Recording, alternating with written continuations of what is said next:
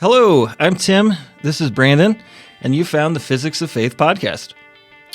What is the Physics of Faith podcast exactly, Tim? Well, that's a great question, Brandon. I'm glad you asked and that we didn't script that beforehand. But the Physics of Faith podcast is a podcast that is about faith, obviously. Not a lot of physics in there, but ultimately... Not smart enough for the physics? Not really my thing. But the Physics of Faith is really about practical application of faith in your everyday life, specifically the Christian faith, because we ascribe to Christianity. So it's a Christian living podcast, just not hokey. So would that make me Martha Stewart? I sure hope not. Well, unless that makes me Snoop Dogg, right?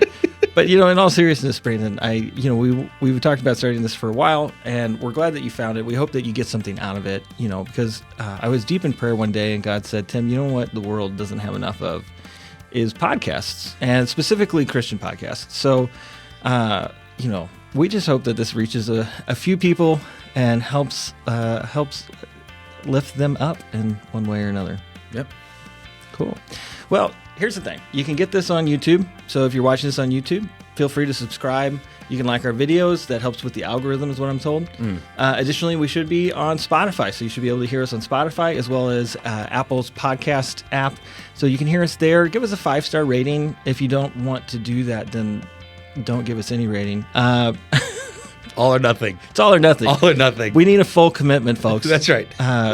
Just like the Lord. Yeah. We would like all of you or none of you. That's right. Exactly. It's better not to. Don't be lukewarm when it comes to the Physics of Faith podcast. Anyway, seriously, in all seriousness, we are really glad to have you.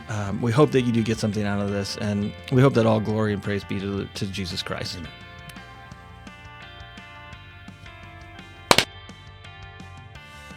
Well, you're a bad person because you're a sinner. Right. Okay, well, everybody's a sinner. Right, that's a loaded term. Everybody assumes sin is like, why? Like, when you hear sin, you just jump straight to, like, murder or adultery. Like, you're like, oh, man, like, these are some big, serious things. Like, but lying is a sin. Lying's a sin. Even if you think you're doing it for the right reason. Right.